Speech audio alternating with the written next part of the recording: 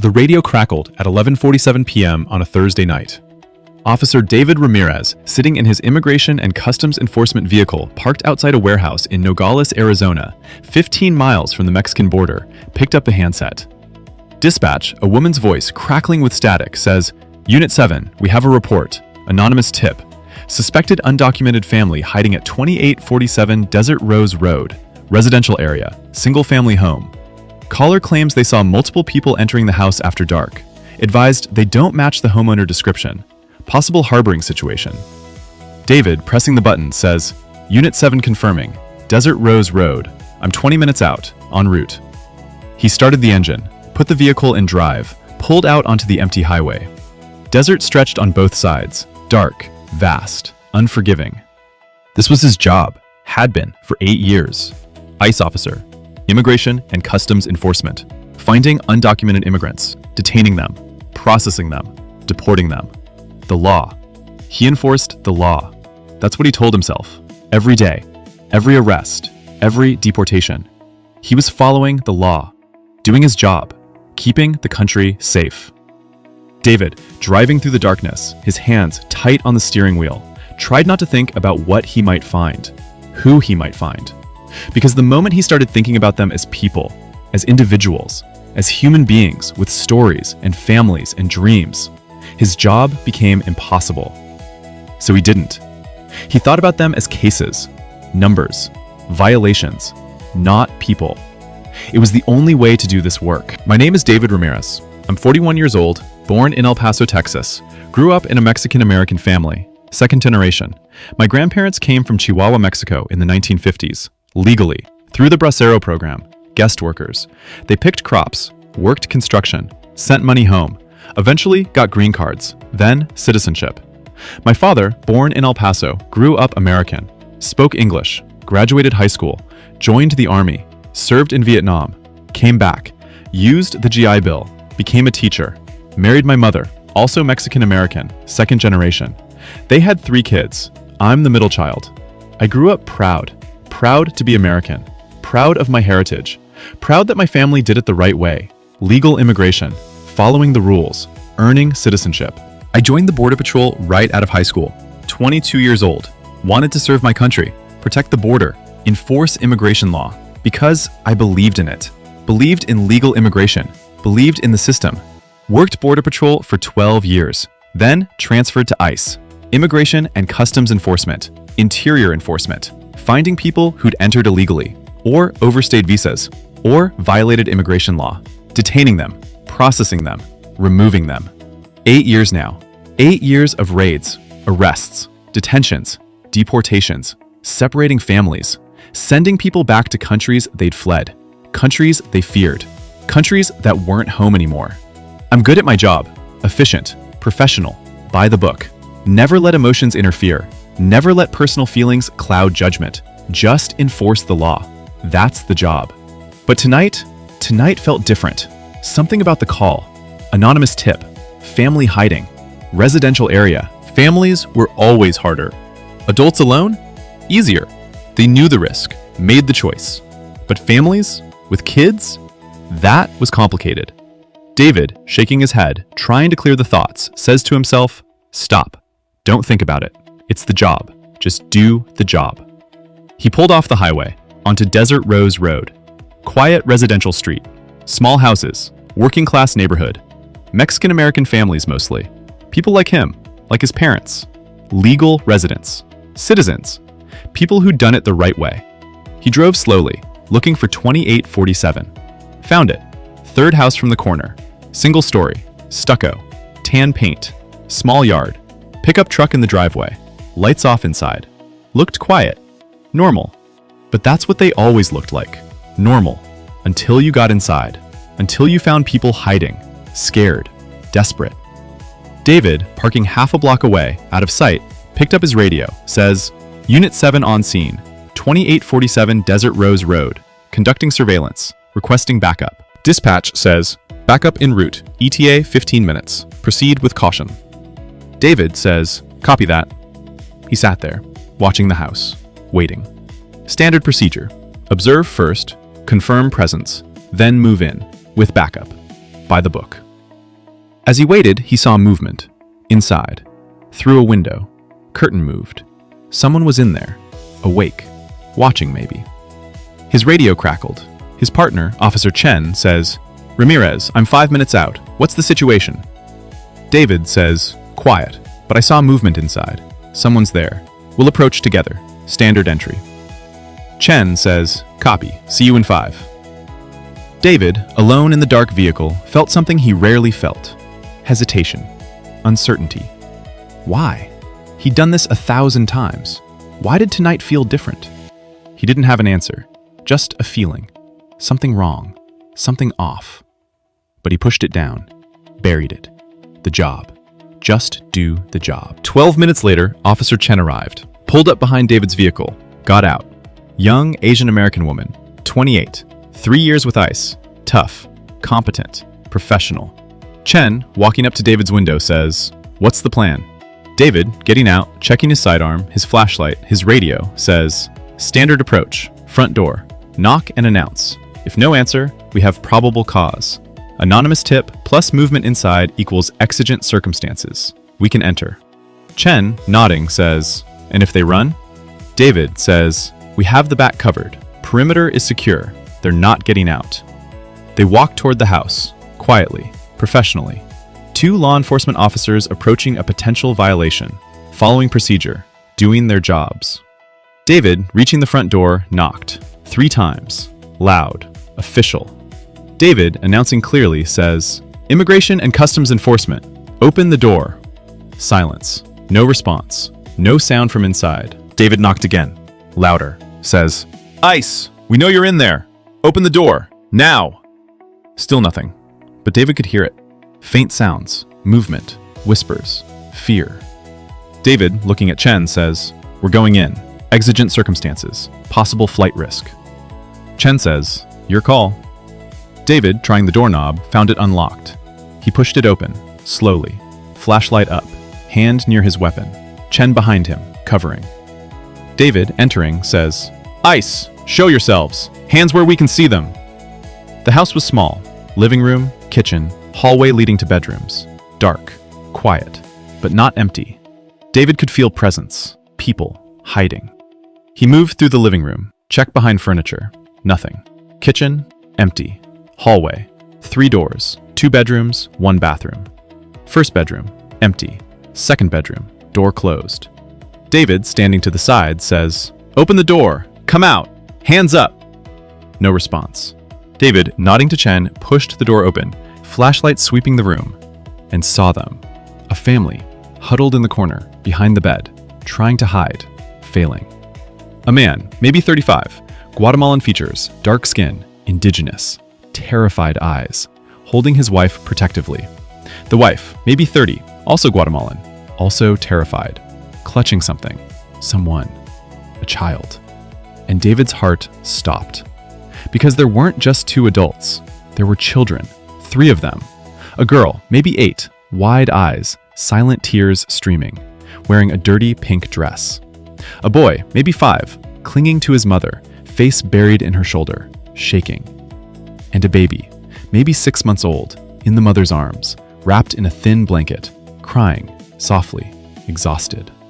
David, his flashlight on them, his hand on his weapon, says, "Stand up, slowly, hands where I can see them." The man, standing slowly, his hands shaking, his voice breaking, says in heavily accented English, "Please, please, sir, don't take us, please." David, his voice automatic, professional, says, "You're in this country illegally.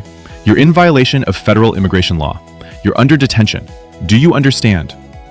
The man, nodding, tears now, says, "Yes, yes, I understand. But please, not the children. Please, they are innocent."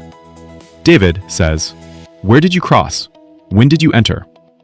The man says, 3 weeks ago, through desert, near Sasabi. We walked 4 days, no water last day, almost died, but we made it. We came for safety, for asylum, for life." David says, "Did you present yourself at a port of entry?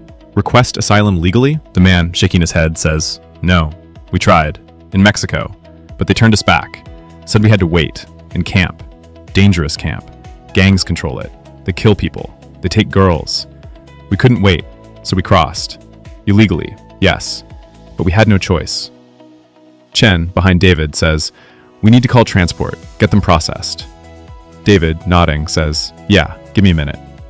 He looked at the family, really looked. The father, exhausted, defeated, desperate. The mother, still clutching the baby. The children, terrified, traumatized, innocent. And something inside David, something he'd buried for 8 years, cracked. David, his voice softer now, says, "What's your name?" The man, surprised by the question, says, "Miguel. Miguel Santos. This is my wife, Rosa. Our children, Lucia, Carlos, and the baby, Maria."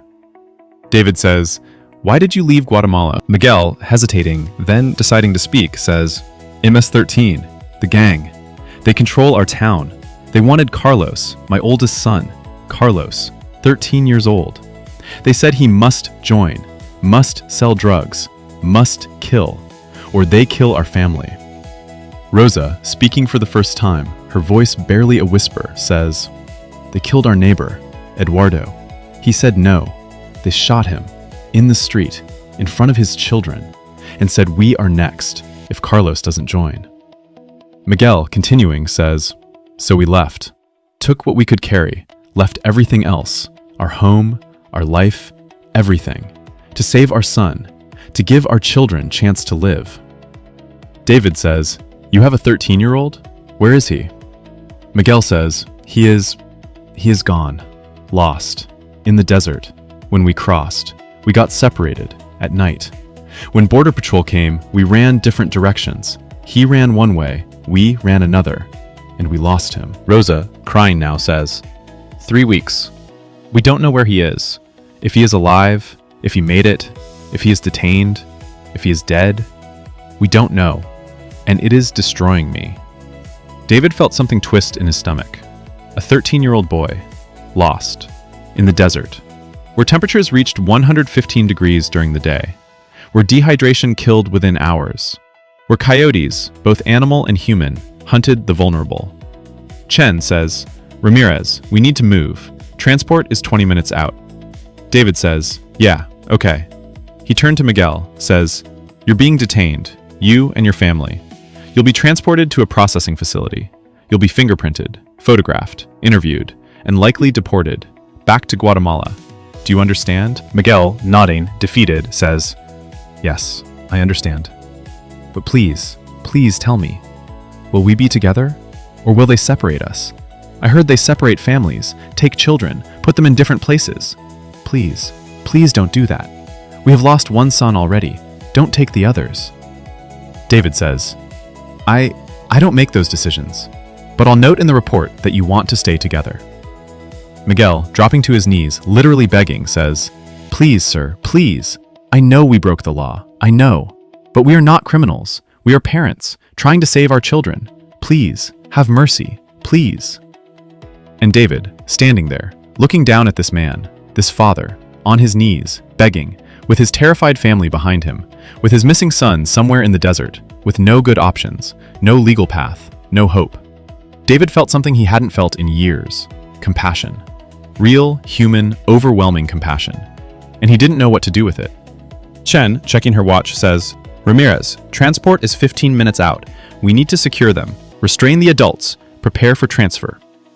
David, still looking at Miguel, at Rosa, at the children, says, "Yeah, okay. Give me a minute." Chen, walking out to the hallway to radio in, left David alone with the family. Miguel, still on his knees, says, Officer Ramirez, you are Latino, yes? Mexican?" David says, "Mexican-American, second generation." Miguel says, "Your family, they immigrated, yes?" David says, "Legally, through the proper channels, following the law." Miguel says, "And if there were no proper channels? If the law said wait 5 years in dangerous place, if gangs were hunting your children, would your family still follow the law? Or would they do whatever necessary to save their children?" David says, "That's different. That was a different time, different circumstances." Miguel says, "No, it is the same. Parents protecting children. It has always been the same. I am doing what your grandfather did, what any father would do. Trying to give my children a chance, a life, safety. Is that a crime? Is love a crime? David, looking away, says, "You broke the law. You entered illegally. That's a crime. I don't make the laws. I just enforce them." Miguel says, "Yes, you enforce them. But you choose how. With mercy or without? You choose who you are, law enforcer or human being." David felt anger rising, says, "Don't put this on me. I'm doing my job. You made the choice to cross illegally. You face the consequences, not me." Rosa, stepping forward, still holding the baby, says, "Please, just one thing, one favor, not for us, for Carlos, our lost son. Please, look for him. Ask, check the shelters, the detention centers. Please, help us find him. That is all we ask." David says, I'll make a note. Pass the information to Border Patrol. They track unaccompanied minors. If he's in the system, they'll find him. Rosa says, "And if he's not in system? If he's dead in desert? Do we never know?" David says, I don't know. I'm sorry. I don't have answers." Chen, returning, says, "Transport is here. Let's go." David, turning to Miguel, says, "Stand up. Put your hands behind your back." Miguel, standing slowly, says, Please don't handcuff me in front of my children. Please. They are already so scared." David, hesitating, looking at the children, at their terrified faces, says, "Okay, no handcuffs, but you walk in front of me. Any attempt to run and I will restrain you. Understood?" Miguel says, "Understood. Thank you." They walked out. Miguel first, Rosa with the baby, Lucia and little Carlos holding their mother's dress, David behind them, Chen leading. Outside, a large white van waited. ICE transport. With holding cells inside. Metal benches, no windows. A cage on wheels. Chen, opening the back doors, says, "Everyone in. Sit on the benches. Seatbelts on." The family climbed in, slowly. Miguel helped Rosa and the baby, lifted the younger children. They sat together, on one bench, huddled, holding each other. And David, standing there, looking at them, felt something break inside. This wasn't right. This wasn't justice. This was cruelty, legal cruelty, but cruelty nonetheless. Chen says, "Ramirez, you coming? We need to follow to the processing center, do the paperwork."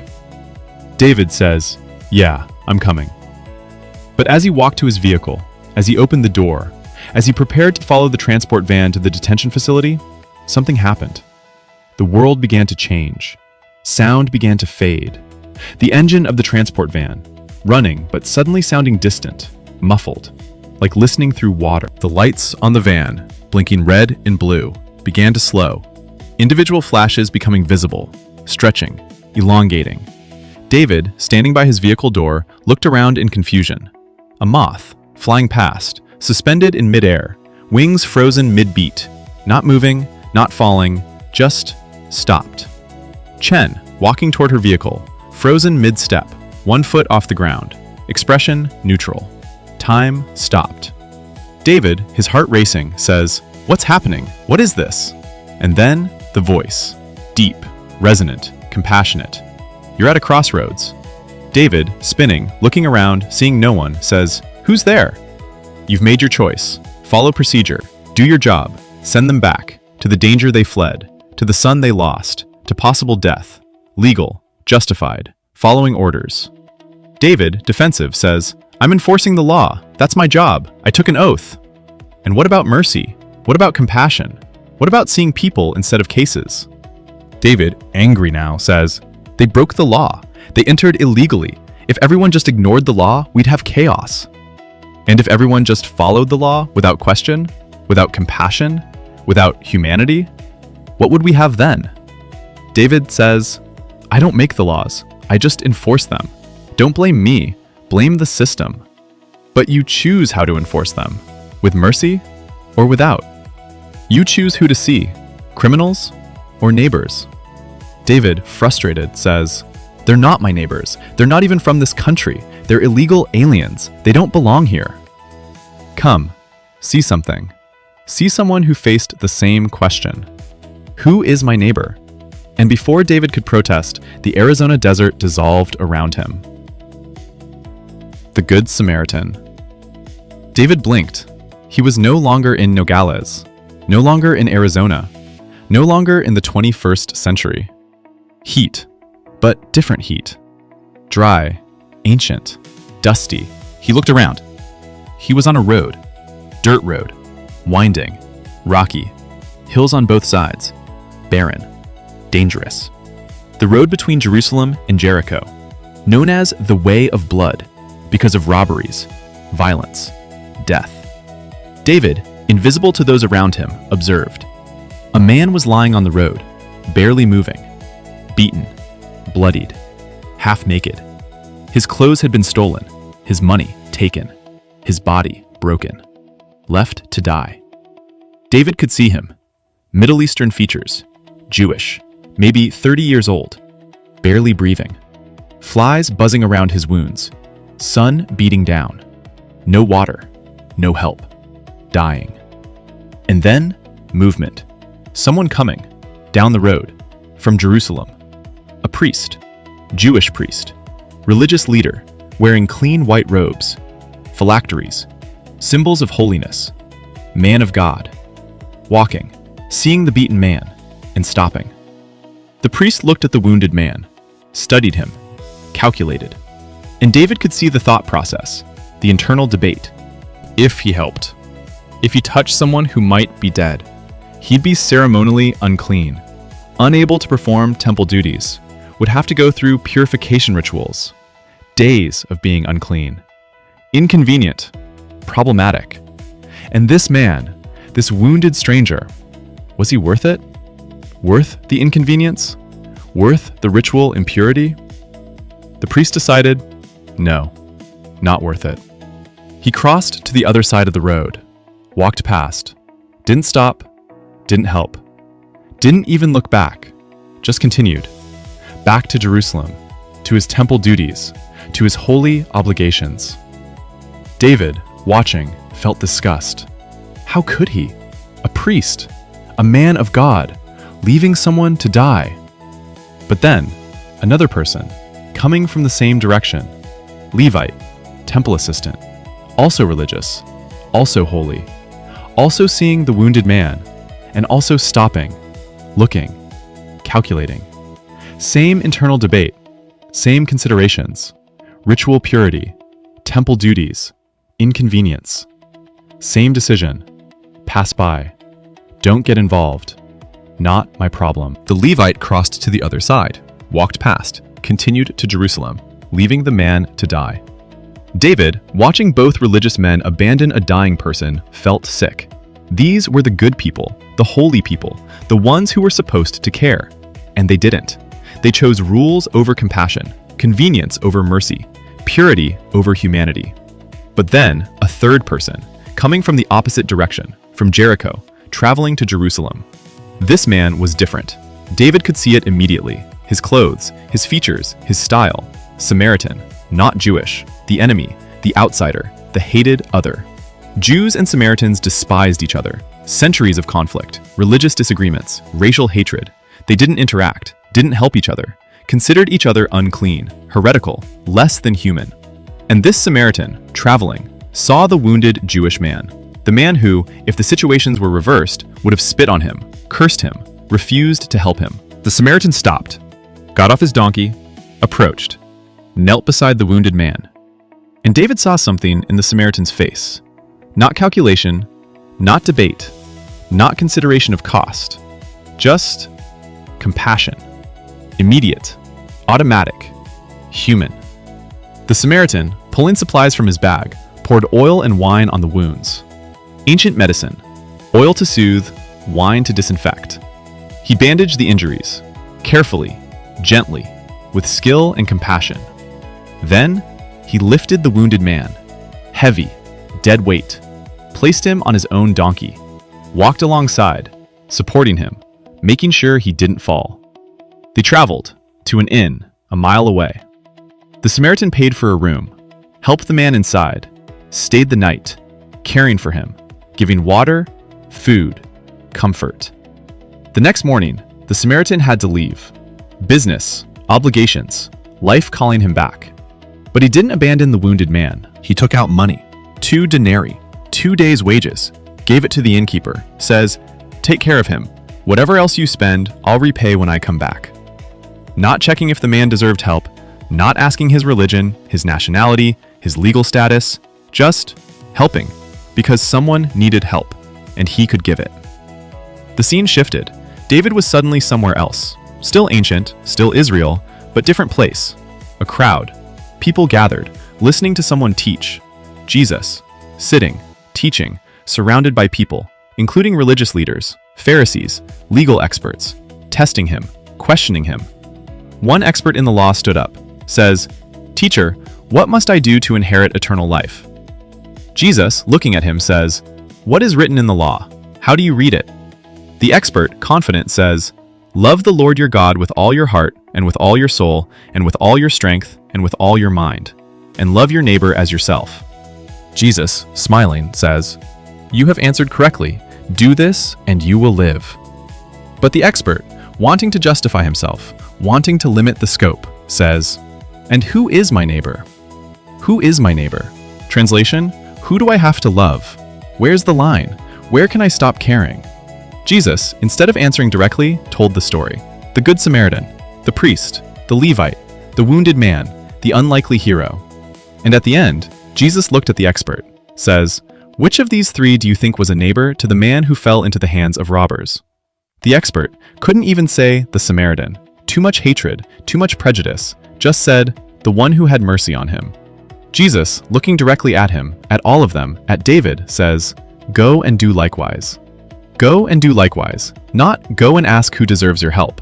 Not go and check legal status. Not go and make sure they followed the rules. Just go and do likewise. Have mercy. See people. Be a neighbor. The scene began to fade. Jesus, the crowd, ancient Israel, all dissolving. But the words remained, echoing, clear, unmistakable. "Go and do likewise," the voice returned. "You saw." David, his voice shaking, says, "I saw." "What did you see?"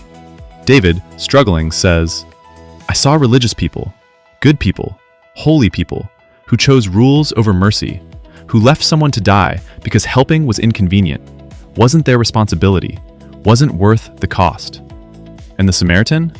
David says, "The enemy, the outsider, the one who shouldn't have cared, helped, sacrificed his time, his money, his comfort, for someone who would have hated him, someone who wasn't his responsibility, who wasn't his neighbor."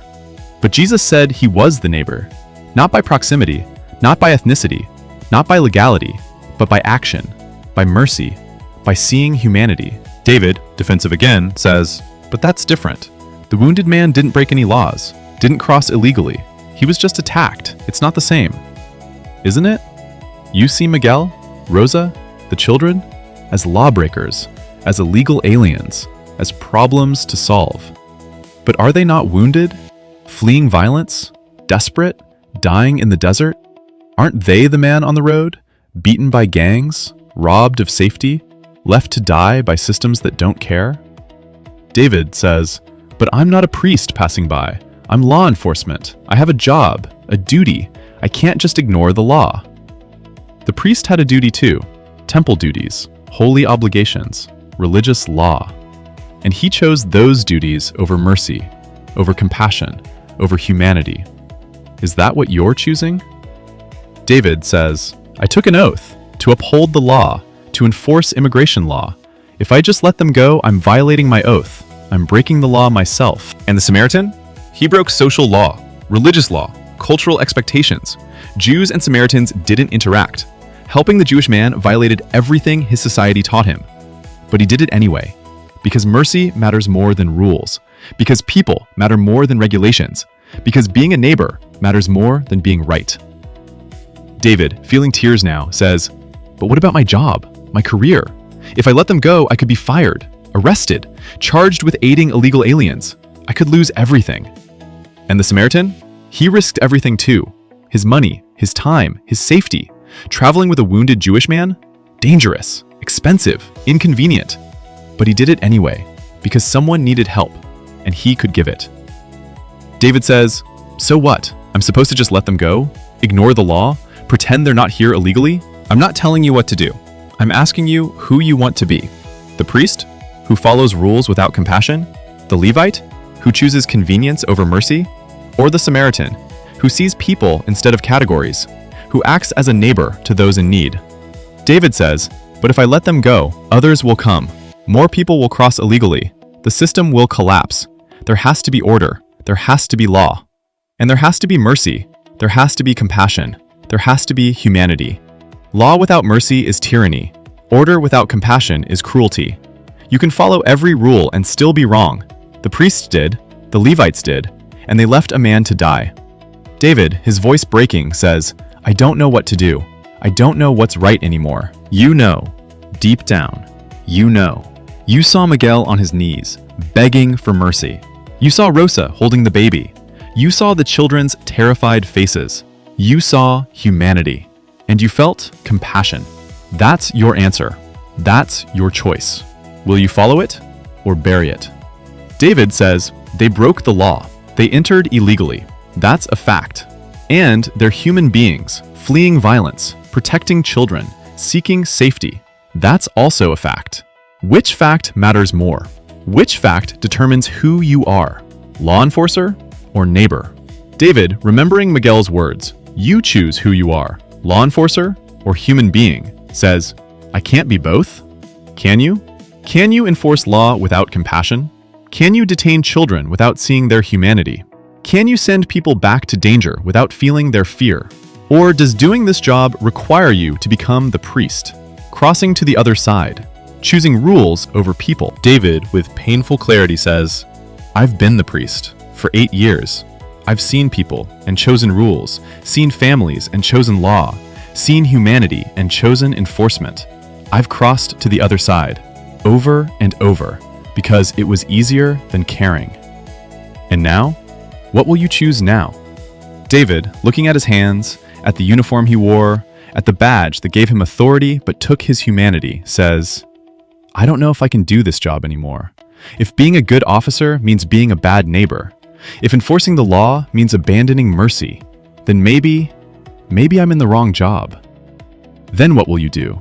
Right now, in this moment, with this family, waiting in that van to be processed, detained, sent back to the danger they fled, to the son they lost. What will you do? David, with tears streaming, with certainty finally breaking through, says, "I'll be the Samaritan, not the priest, not the Levite. I'll help, even if it costs me everything, even if I lose my job, even if I'm breaking the law. Because they're not criminals, they're neighbors, and neighbors help each other." The Arizona desert returned, sound rushing back, the engine, the lights, the moth flying past, Chen walking toward her vehicle, time resuming. Normal.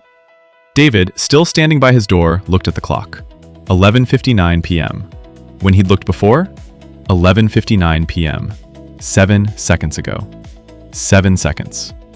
The road, the Samaritan, Jesus, the choice, all in 7 seconds.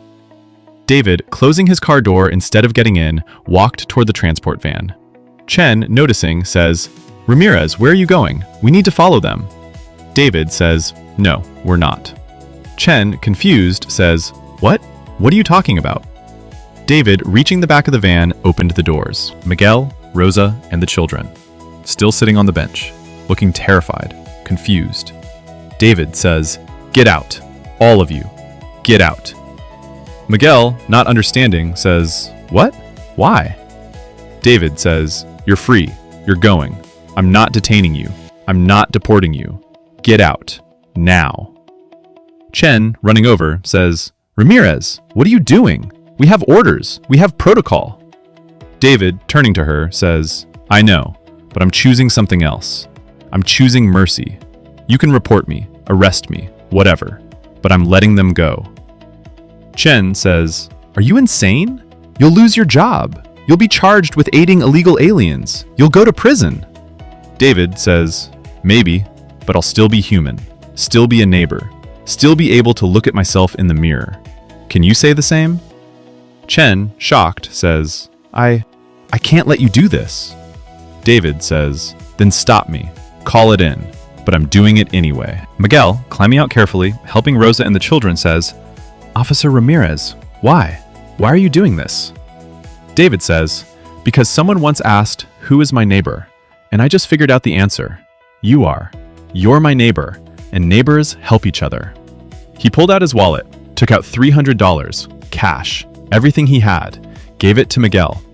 David says, this will get you somewhere, away from here. Find a church. They have sanctuary programs, networks. They'll help you, hide you, protect you, and they'll help you find Carlos, your lost son. They have resources, connections. They find missing kids. Use the money, get to safety, and find your son. Miguel, taking the money, crying, says, thank you. Thank you so much. You are saving our lives. God bless you. Rosa, holding the baby, says, we will pray for you every day, for your kindness, for your mercy. Thank you. David says, go, now, before I change my mind, before backup arrives. Go. They went. Quickly. Into the darkness. Miguel carrying little Carlos. Rosa holding the baby. Lucia running alongside. Within seconds, they disappeared into the desert night. David, watching them go, felt Chen staring at him. Chen, quietly, says, I should report you. Right now. This is a major violation. Career ending. David, turning to her, says, I know. Do what you have to do. I'm not asking you to cover for me. I made my choice. You make yours. Chen, looking at the empty van, at the desert where the family had disappeared, at David's calm face, says, I didn't see anything. Van was empty when I checked. They must have escaped while we were securing the perimeter. It happens. Rare, but it happens. David, surprised, says, You're not reporting it? Chen says, what you did was illegal. Stupid. Career suicide. But it was also right. Somehow. I don't understand it, but I feel it. They were a family, fleeing violence, and we were sending them back. To what? Death? That's not justice. That's cruelty. So no, I'm not reporting it. We'll say they escaped and move on. David, nodding, says, thank you. Chen says, don't thank me. Just figure out what you're going to do next, because you can't keep doing this job. Not after tonight. You know that, right? David says, yeah, I know. David filed the report. Subjects escaped, fled into the desert, search unsuccessful, lost contact. Standard failure report. His supervisor, angry but not suspicious, accepted it. These things happened, especially with families. They ran, they hid, they disappeared. But David knew he couldn't keep doing this, couldn't keep pretending, couldn't keep being the priest crossing to the other side. 3 days later, David, sitting in his supervisor's office, says, I'm resigning, effective immediately. Supervisor Martinez, an older Mexican-American man, 60, 25 years with ICE, says, what? Why? You're one of our best officers, clean record, good arrests. What's going on? David says, I can't do this job anymore. Not with integrity, not with humanity. I've spent 8 years enforcing laws that I'm no longer sure I believe in, detaining families that I'm no longer sure deserve detention, and I can't keep choosing rules over people. So I'm done. Martinez says, is this about that family, the one that escaped? David, carefully, says, no, this is about me, about who I want to be, and I don't want to be someone who crosses to the other side anymore. Martinez, confused, says, crosses to the other side? David says, it's a story about a priest and a Levite and a Samaritan and a wounded man and choosing mercy over convenience. I've been the priest for too long and I'm done. Martinez, sighing, says, I don't know what you're talking about, but if you're sure, I'll accept your resignation. You have 2 weeks. Clear out your desk, hand in your badge and weapon, and I hope you find whatever you're looking for. David says, I already found it. I just had to choose it. 4 weeks after resigning, David, wearing civilian clothes, jeans, and a t-shirt, stood in front of a church, St. Francis Catholic Church in Tucson, 80 miles from Nogales. Known for sanctuary work, immigrant assistance, border ministry. He'd called, asked to volunteer, explained he was former ICE, wanted to help, wanted to do something different. Father Miguel, 52, Mexican immigrant himself, naturalized citizen, says, why? Why do you want to help, after spending years detaining people like us? David, honestly, says, because I was wrong. For 8 years, I saw categories instead of people, cases instead of neighbors. And then I met a family and had to choose, law or mercy, and I chose mercy, and it changed everything. Father Miguel, studying him, says, what family? David says, Miguel Santos, Rosa, Lucia, Carlos, and baby Maria, from Guatemala, fleeing gangs. I let them go, violated my oath, lost my career, and I'd do it again, every time, because they weren't criminals, they were neighbors. Father Miguel says, and if I said we're harboring families here, right now, giving them sanctuary, hiding them from ICE, from people like you used to be, what would you do? David, without hesitation, says, I'd ask how I can help, because that's what neighbors do. We help each other.